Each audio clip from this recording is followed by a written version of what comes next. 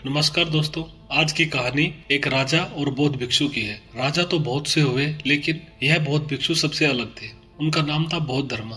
और इस कहानी की शुरुआत उस परेशान राजा से होती है। वह राजा मन से बहुत ज्यादा अशांत था। वह अपने मन को शांत करने का बहुत प्रयास करता था, मगर शांत नहीं हो पाता था। वह अपने राज्य के बड़े बड़े विद्वानों को महल में बुलाता और उनसे उपाय पूछता। लोग उसे तरह तरह के उपाय बताते। राजा उन सब को करता, मगर कोई उपाय काम नहीं करता। एक दिन एक बहुत ही पहुंचा हुआ व्यक्ति उसके पास आता है और वह राजा को कहता है कि मेरे पास आपका मन शांत करने का उपाय है। राजा उस व्यक्ति की बात सुनकर बहुत खुश हो जाता है और उस व्यक्ति को वह कहता है, अगर तुमने ऐसा कर दिया तो मैं तुम्हें इतना धन दूंगा, तुमने जिंदगी में कभी सोचा नहीं होगा। तुम जितना मांगोगे उससे कहीं अधिक धन दूंगा। तो वह व्यक्ति बोला, महाराज मुझे धन की कोई आवश्यकता नहीं है। मैं आपके सामने एक ऐसे सिद्ध पुरुष को बताना चाहता हूँ जो आपके मन को शांत कर सकता है, और इस बात पर मुझे पूरा यकीन है। पर वह एक सन्यासी है, कोई आम आदमी नहीं है। तो राजा पूछते हैं, वो सन्यासी मुझे मिलेगा कहाँ? तो वह व्यक्ति राजा को बताता है कि इस जंगल में बहुत दूर हिमालय की पहाड़ियों के पास तलहटी में उस सन्यासी की एक छोटी सी कुटिया है। राजा अपने कुछ सैनिकों के साथ लेकर उस सन्यासी के पास पहुंच जाता है और वो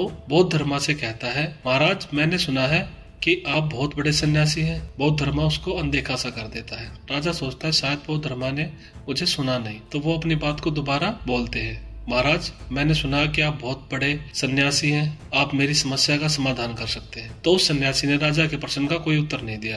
राजा मन ही मन सोचता है कि वो उसे उत्तर क्यों नहीं दे रहे हैं। तो राजा उस सन्यासी को बोलता है कि महाराज मेरे पास बहुत ज्यादा धन है, अगर आप मेरे मन को शांत कर दोगे तो मैं आपको इतना धन दूंगा कि आप बहुत बड़ा आश्रम बना सकते हैं, आपके पास बहुत सारी सुख सुविधाएं होंगी। इस पर महाराज दुखी हो जाते हैं, चिढ़ जाते हैं और वो बोलते हैं कि तुम्हारी समस्या क्या है, मुझे बताओ। अगर तुम चाहते हो कि तुम्हारी हर समस्या पैसे से खत्म हो सकती है तो मैं बता दूं कि तुम गलत हो। जब सन्यासी का जवाब सुनता है तो राजा थोड़ा सा क्रोधित होता है। तो वो बोलता है, महाराज मैं आपसे बहुत देर से प्रश्न कर रहा हूँ मगर आप जवाब नहीं दे रहे थे। तो सन्यासी पूछता है, तुम्हारी क्या समस्या है? तो राजा उसको बताते हैं कि मेरा मन कभी भी शांत नहीं रहता, मैं हर समय अशांत रहता हूँ और इस जिंदगी में मैं बहुत सारे सिद्ध व्यक्तियों से मिल चुका, मगर कोई भी मेरा मन शांत नहीं कर पाया। मैं आपके पास एक उम्मीद लेकर आया हूँ कि आप मेरा मन शांत कर दोगे। मुझे किसी ने बताया कि आपके पास हर समस्या का समाधान है, आप ही मेरी अंतिम आशा हो। तो वह सन्यासी राजा को बोलता है कि मैं तुम्हारे मन को शांत कर सकता हूँ। राजा बहुत खुश होता है। तो बोलता है, मुझे क्या करना होगा महाराज?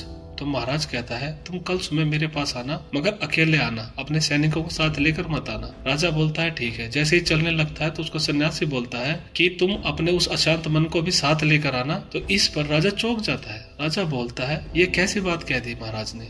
वो उनसे दोबारा पूछता है, कृपया करके एक बार दोबारा बताएंगे मुझे कल क्या साथ लेकर आना है? तो इस पर महाराज कहते हैं, जो तुम्हारा अशांत मन है उसे तुम अपने साथ लेकर आना। राजा वहाँ से चुपचाप चला जाता है और सोचता है कि ये कैसा पागल व्यक्ति है, भला कोई अपने मन को ढूंढ सकता है क्या? मन कोई ऐसी वस्तु है जिसको कोई अपने पास रखता हो? मगर महाराज के पास कोई विकल्प शेष नहीं बचा था, इसलिए वह सोचता है कि ये एक आखिरी प्रयास वह जरूर करेगा। अगले दिन सुबह राजा अकेला उस महाराज के पास पहुंच जाता है और बोलता है कि मैं आ गया। तो उससे वो महाराज बोलता है, राजा जी क्या आप अपने शांत मन को लेकर आए हो?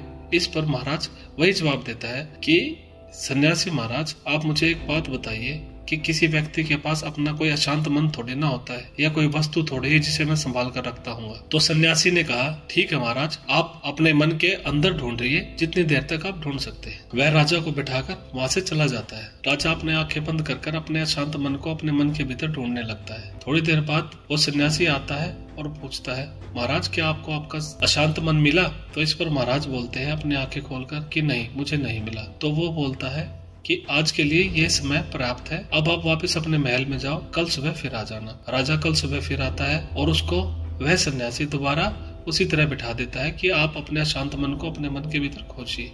राजा फिर बैठ जाता है और पूरी निष्ठा से अपने मन को भीतर खोजने का प्रयास करता है। कुछ समय बाद सन्यासी फिर वापस आता है।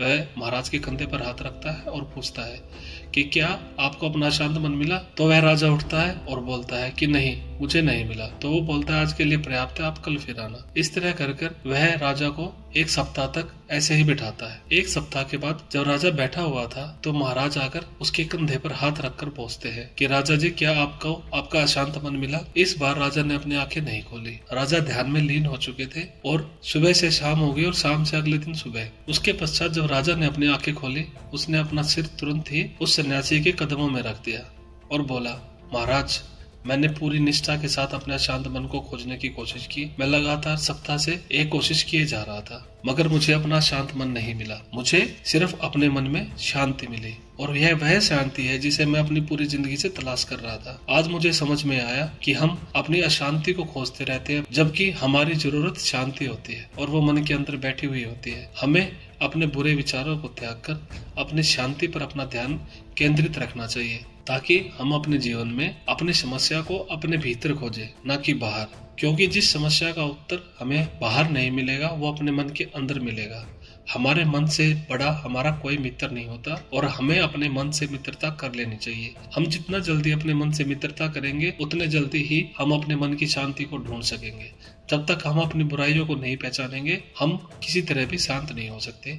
हम शांत रहकर भी जीवन के सारे सुखों को भोग सकते हैं। राजा सन्यासी को प्रणाम करता है और वहां से अपने महल जाता है। महल जाकर वह अपने बेटे को सारा राजपाट सौंपकर वहां से निकल जाता है, और खुद भी एक सन्यासी का जीवन व्यतीत करता है, क्योंकि उसे समझ में आ गया था कि जीवन भोग विलास में नहीं, बल्कि अपने मन को शांत कर सद्विचार जीवन करके, शुद्ध जीवन करके उसको शांति से जीने में है। नमस्कार।